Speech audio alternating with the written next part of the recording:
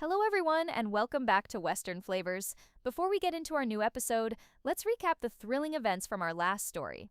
The final battle for Heartland began. In the midst of a raging hurricane, Ty's team executed a dangerous helicopter insertion near Nathan's mountain fortress. The team split into two units. Ty, Tim, and Caleb began their treacherous approach to the hidden ventilation shaft, while Ashley and Shane moved to disable the fortress's main communications tower. Inside, a captive Peter and a seemingly broken Amy were silently waiting, ready to launch their own internal sabotage. The episode ended as the first domino was about to fall, with the fate of the entire family hanging in the balance. If you're enjoying this new season, please take a second to hit that like button and be sure to subscribe so you never miss a chapter. Now, today, while the assault rages on the outside, a quiet and deadly war begins on the inside. The library was a silent and beautiful tomb. Two stories of a rare and priceless books lined the walls, a testament to a knowledge and a wealth that was a grotesque and obscene contrast to the ugly and brutal reality of Amy's captivity. She sat at a heavy and polished oak table, a book of a poetry open and unread in front of her. She was a picture of a quiet and scholarly melancholy, the perfect and broken prize in Nathan Price's collection. Across the room, by the large and ornate double doors, a single and black-clad guard stood at a parade rest, his face a mask of a bored and professional indifference. He was her shadow, her warden, a constant and silent reminder that this beautiful and quiet room was just another, more elegant kind of a cage. Amy was not reading. She was listening. Her every sense was on a high alert, a predator in a state of a quiet and patient stillness. She was listening for the signal. The sign that her husband and his small and desperate army had arrived. She had been waiting for what felt like an eternity, a slow and agonizing crawl of minutes, each one a small and heavy stone on her already burdened heart. Had the plan failed? Had they been caught? The doubt was a cold and creeping vine, threatening to choke the last of her hope. And then it happened. It was not a loud and explosive sound. It was a subtle and almost imperceptible shift in the very atmosphere of the fortress. A deep and resonant thud, a vibration that seemed to come from the very bones of the mountain itself, echoed through the vast and silent library. The lights, the warm and golden glow of the elegant chandeliers, flickered once, twice, and then went out completely, plunging the massive room into a momentary and absolute darkness. A second later, the emergency lights kicked in, a series of dim and red bulbs that bathed the two-story room in a hellish and pulsing crimson glow. The guard, who had been a statue of a bored indifference just a moment before, was instantly on his feet, his hand instinctively going to the weapon on his hip. And then came the sound, a loud and blaring and deeply and menacing alarm, a sound that was a pure and unadulterated violence to the quiet and scholarly peace of the library. The guard fumbled for the comms unit on his shoulder, his movements now a sharp and frantic contrast to his earlier and relaxed posture. Command, this is West Wing Library. We have a full power failure and a level 1 security alarm. What is your status? Over. He was met with a wall of a pure and white static. He tried again, his voice now laced with the first and faint notes of a genuine and professional panic. Command, do you copy? I repeat, this is West Wing Library. All internal comms are down. What is going on? He turned from the door, his gaze sweeping the room, his training kicking in. His primary objective was to secure the asset. He looked at Amy, who was still sitting at the table, her own face a perfect and convincing mask of a wide-eyed and terrified confusion. The signal. It had worked. They were here. Ashley had hit the tower. The thought was a silent and joyous and triumphant scream in her mind. But on the outside, she was a frightened and helpless woman, a victim in a situation that was spiraling out of control. The guard, seeing her apparent state of terror, took a half step towards her, his own training now at war with his human and protective instincts. Ma'am, stay calm. Everything is under control. Just stay where you are. He was distracted. His focus was on his dead comms, on the blaring alarm, on the red and pulsing chaos of the room. He was a man who had lost his connection to his own and perfect and predictable world. He was a man who was now, in this moment, vulnerable. And Amy Fleming, a woman who had been waiting for this single and perfect moment of a vulnerability for what felt like a lifetime, knew that her own and very different kind of a war was about to begin. The time for a waiting was over. The time for an acting had arrived. The guard, a man trained for a violence and an order, was completely unprepared for the raw and unpredictable chaos of a pure and emotional terror. He saw the woman in front of him, the asset he was assigned to protect, and he saw a fragile and terrified civilian who was coming apart at the seams. "Ma'am, it's just a power failure. The backup generators are already online. There's no danger." His voice was a firm and authoritative and completely useless attempt to impose a logic on a situation that had just, for Amy, become beautifully and wonderfully illogical. She did not answer him with the words. She answered him with a scream. It was not a loud and theatrical thing. It was a low and guttural and completely and utterly convincing sound of a mind that has just and finally and completely snapped. She scrambled back from the table, her own chair toppling over with a loud and clattering crash. No! He's here! He's coming for me! I can't go back! I won't go back to that place! She was not just an actor playing a part. She was channeling every single ounce of a real and genuine terror she had felt for the last 4 years, the fear of the White Room, the fear of a losing tie, the fear of a losing her daughter, and she was focusing it, aiming it, like a weapon. The guard was a soldier, not a psychologist. He was out of his depth.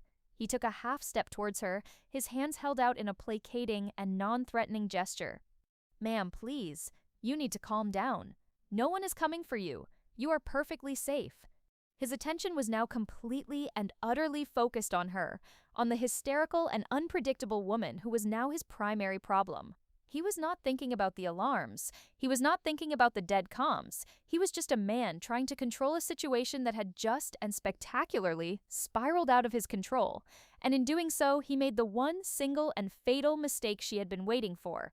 He turned his back, just for a second. He turned to the main and internal comms panel on the wall, a desperate and foolish attempt to get a guidance, a backup, a single and sane voice in the middle of the chaos she had just so brilliantly created. In that single and beautiful second, the hysterical and weeping victim vanished. Amy moved. She did not hesitate. She did not think. She just acted. A pure and primal and deeply and satisfying explosion of a pure and kinetic energy. She moved with a silent and shocking speed, her bare feet making no sound on the polished wooden floor. She did not go for a weapon. She did not go for the door. She went for the one single and most powerful thing in the entire room, a knowledge. She grabbed a massive and heavy and leather-bound book from one of the low and nearby shelves, a complete and illustrated history of the world's horse breeds. And as the guard, his back still turned, fumbled with the dead and useless comms panel, she brought it down with all of her strength in a hard and vicious and deeply and satisfying arc directly onto the back of his knee. The sound was not a loud and dramatic crack. It was a soft and sickening thud, a sound of a ligament and a cartilage and a bone, all giving way at once. The guard let out a single and sharp and surprised grunt of a pure and unadulterated agony. His leg buckled under him, and he crashed to the floor, his face a mask of a pure and uncomprehending shock. He was a trained and professional soldier, and he had just been taken down by a 5'4" horse whisperer with a book. He tried to push himself up, to turn, to fight back, but Amy was already moving again. She was on him, a small and furious whirlwind of a righteous rage, the heel of her boot coming down, hard, on the hand that was reaching for the weapon on his hip. He cried out, a raw and agonized sound as the small and delicate bones in his hand shattered. He was down, he was disarmed, and he was not getting back up. Amy stood over him, her chest heaving, the heavy and leather-bound book still clutched in her hand. The broken and terrified woman was gone. The calm and gentle horse healer was gone. In her place was a woman she did not even recognize, a warrior, a survivor, a wife, and she was just getting started. Amy stood over the groaning, incapacitated guard, her chest heaving, her mind a high-speed and adrenaline-fueled computer. The initial shocking wave of her own violent act was already receding, replaced by a cold and clear and tactical focus. She had a mission, and she was running out of time. She did not waste a second. She knelt beside the guard, her movements quick and efficient. She took his key card, a small and plastic rectangle that was the key to this entire and digital kingdom. She took his comms unit, a small and powerful device that was her only potential link to the outside world. And she took his weapon, a heavy and black taser, a tool of a pain and a control that she now, with a grim and terrible irony, possessed. She then, with a strength she did not know she had, dragged the man's heavy and unconscious body behind a large and ornate bookshelf, hiding him from a casual view. She was not just a fighter now, she was a ghost. She ran, her bare feet silent on the cold and polished floor of the library. She moved with a speed and a grace and a deadly and purposeful silence. She found the small and unmarked service door at the back of the library, the one she had seen on the schematics. The keycard worked, the lock clicked open with a soft and satisfying hiss. She slipped into the maintenance corridor, a dark and narrow and utilitarian space that was the hidden and ugly underbelly of the fortress's beautiful and elegant facade.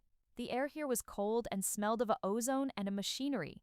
The only light was the dim and pulsing red of the emergency strobes, and the only sound was the loud and blaring and constant wail of the alarm. She was in the heart of the beast, and she was completely and utterly alone. She ran down the corridor, a single and determined figure in a maze of a concrete and a steel. She followed the path she had memorized, her mind a perfect and internal map. A left turn here, a right turn there, down a short flight of a metal stairs. And then she saw it, the central security hub. The massive steel door was ajar, a testament to the chaos and the panic that had just so beautifully and so effectively been unleashed upon the fortress. She peered through the gap. The room was empty. The technicians, the guards, the men who were supposed to be the unblinking and ever-vigilant eyes of this place were gone, their chairs overturned, their workstations abandoned. They had all, as she had hoped, as Peter had planned, been drawn away by the external threat, by the financial crisis, by the sheer and overwhelming chaos of a multi-front attack. She slipped into the room. It was a cathedral of a technology, a place of humming servers and a silent and dark monitors, and the single and mesmerizing glow of the massive and holographic map in the center of the room. But she did not look at the map. She did not look at the dead screens. Her eyes were fixed on the one, single, and beautifully and anachronistically analog thing in the entire and futuristic room: the manual override panel. She ran to it, her heart a frantic and triumphant drum against her ribs. She saw the glass case that protected the main lever, the one Nathan had so arrogantly and so foolishly pointed out to her. She did not hesitate. She took the heavy and metal fire extinguisher from the wall beside the panel, and with a single and satisfying crash, she shattered the protective glass. She reached inside, her hand closing around the cool and solid metal of the heavy and red lever. This was it, the key to the entire and impossible plan. The one single act that would open the door for the men who were coming to save her, to save them all. She took a deep and steadying breath, and with all of her strength she pulled. The lever was heavy, stiff with the decades of a disuse. For a single and heart-stopping moment, it did not move. And then, with a deep and groaning and protesting sound of a metal on a metal, it began to give way. A series of loud and percussive clunks echoed through the walls as the 60-year-old and forgotten fail-safe system disengaged the internal seals of the ventilation shaft. She had done it. She had opened the path. She had given them their way in. Her primary mission was complete. But she was not done. She was not a damsel in a distress, waiting for her rescue. She was a soldier, and she had another mission to complete. She turned from the control panel, her eyes now scanning the room for the internal and security schematics for the location of the other prisoners. She was not just going to open the door for her own rescue. She was going to be a part of theirs. Amy stood in the silent and humming heart of the fortress, the red and pulsing emergency lights bathing the room in a hellish glow. She had done it. She had opened the door for Ty. Her first and most critical mission was a success, but she was not done. She was not a damsel in a distress, a prize to be rescued. She was a soldier, and she was not leaving her own men behind. Her gaze swept across the wall of monitors, her mind a high-speed and tactical computer. Most of the external feeds were dead, a testament to Ashley's brilliant and effective attack. But the internal cameras were still active, a web of silent and watching eyes that covered every single inch of the fortress. She ran to the main security console, the one the terrified technician had abandoned in his haste. She was not a tech expert, but she was a horsewoman. She understood a systems, a patterns, a logic, and she was a quick and desperate study. Her fingers flew across the keyboard, her movements a frantic but purposeful dance. She was looking for one thing: the detention schematics, the location of the other prisoners. She found a file labeled Asset Management. She clicked it open. And there it was, a simple and elegant map of the fortress's west wing. And on that map, two and clearly marked locations: Asset Morris and Asset Cardinal, Peter Scott. They were here, and they were close. Peter was the closest. His location was a suite, just one floor above her, at the end of a long and private corridor. She memorized the path. She knew what she had to do next. She was about to turn from the console when a new and incoming communication request flashed on the screen. It was an internal and video call from Peter's room. Her heart leaped into her throat. He was trying to contact her. The ghost in the machine was real. She took a deep and steadying breath, and she accepted the call. His face, a mask of a tense and astonished relief, filled the screen. Amy? Oh my God, it's you. I saw the network anomaly. I was hoping... I'm here, Peter. It's me. I'm in the main security hub. I have control of the internal systems. The relief on his face was immediately replaced by a look of a sharp and strategic focus. Can you get to me? The door to my suite is on a maglock with a 24-hour guard rotation. The guards are a little preoccupied at the moment. She said, a small and grim smile on her face as she looked at the footage of a Nathan's men running in a confused and chaotic circles on the perimeter. And I have a key. She held up the master keycard she had taken from the guard in the library. Okay, get to me. We need to move fast. Nathan is on his way back to the command center. We have a very, very small window. I'm on my way. She cut the connection. The time for a planning was over. The time for an action had arrived. She ran from the security hub, back into the dark and red-lit maintenance corridor, her bare feet silent on the cold and concrete floor. She was no longer just a spy. She was a rescuer. She moved through the fortress with a new and confident speed. She was no longer a stranger in a strange land. She was a commander with a map. She found the stairwell and took the steps two at a time, her body a blur of a pure and adrenaline-fueled purpose. She reached Peter's corridor. It was empty. The guards, as he had said, were gone, pulled away to deal with the larger and more immediate threat of the external assault. She ran to his door, swiped the keycard, and the lock clicked open with a soft and satisfying hiss. She burst into the room. Peter was there, waiting for her, his own face a mask of a tense and profound relief. The two prisoners, the two unlikely and secret allies, were finally and truly face to face. There was no time for a tearful reunion. They were soldiers in the middle of a battle. You were brilliant. The override, the chaos. It was a masterpiece. You too. The financial attack. It was the perfect diversion. So what's the plan? We have to assume Ty and the team are on their way in, but we can't just wait here. We don't wait. We fight. We have to get to Scott. He's on the next sub-level in the medical wing. Peter nodded, his own and strategic mind already 3 steps ahead. The medical wing will be a harder target. It's a secure and isolated part of the facility. The guards there are not just security, they're medics. They won't be pulled away by a simple perimeter alert. Then we create a new diversion, an internal one they can't ignore. She looked at him, a new and dangerous and brilliant idea already forming in her mind.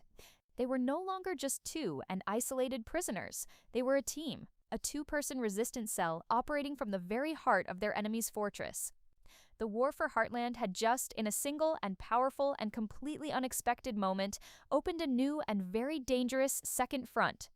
Peter and Amy stood in the silent and luxurious suite, the pulsing red emergency lights from the corridor outside, painting a frantic and rhythmic pattern on the walls. They were no longer just 2 isolated prisoners. They were a team, a desperate and unlikely alliance born in the heart of their enemy's fortress. A new diversion. What are you thinking? Amy's mind was racing, her knowledge of a horse's, of a systems, of a behavior, now being applied to a new and far more dangerous kind of a puzzle. The guards in the medical wing, they're not just soldiers. You said it yourself. They're medics. And what is the one thing that a medic cannot ignore? Peter looked at her, the gears of his own strategic mind beginning to turn. A medical emergency. Exactly, but not a small one. It has to be something big, something catastrophic, something that would require every single available medical personnel on this entire mountain to respond immediately. She walked over to the secure terminal where Peter had been working, her eyes scanning the complex and glowing data on the screen. You have access to the building's infrastructure systems, right? Power, water, life support. I do. Nathan gave me a high-level clearance to manage his financial crisis. He was so worried about me stealing his money, he didn't think to lock me out of the plumbing. A grim and determined smile touched Amy's lips. The medical wing. It will have its own independent water and sanitation system. Is there a way to compromise it? To create a flood? A non-lethal, but very, very messy and very, very urgent problem? Peter's fingers flew across the keyboard. He pulled up the fortress's complex and multi-layered plumbing schematics. He traced the lines with his finger, his mind a blur of a flow rates and a pressure points and a system vulnerabilities. After a long and silent moment, he looked up at her, a slow and brilliant and deeply and dangerous smile spreading across his own face. Oh, I think I can do better than a flood. He pointed to a specific and critical junction in the schematic. The main water reclamation pump for the medical wing. It's controlled by a single and digitally isolated pressure valve. If I were to say reroute the entire and raw sewage output from the west wing directly into that pump and then instruct the system to triple the water pressure, It would create a biohazard containment failure. she finished his sentence, her own voice a low and impressed whisper. A very big one that would require a full and immediate evacuation and a decontamination of the entire medical wing, one that would force every single guard and medic in that sector to focus on a single and very disgusting problem. The plan was a masterpiece of a subtle and deeply and effective sabotage. They were not going to fight their way to Scott. They were going to create a situation so chaotic and so unpleasant that the guards would be the ones to open the doors for them. Amy looked at Peter, a new and profound respect in her eyes. The quiet and sophisticated businessman was a warrior in his own and very different way. Can you do it from here without them tracing it back to you? I can do it, he said, his voice a quiet and confident declaration. And they will be so busy trying to figure out how their billion-dollar fortress has suddenly turned into a septic tank that they will never ever think to look at the two quiet prisoners in the West Wing. The episode ends as Peter's fingers begin to fly across the keyboard, a digital ghost unleashing a new and very different kind of a flood upon Nathan Price's perfect and orderly kingdom. Amy stands beside him, a silent and watchful partner. They were no longer passive captives waiting for a rescue. They were a second front in the war.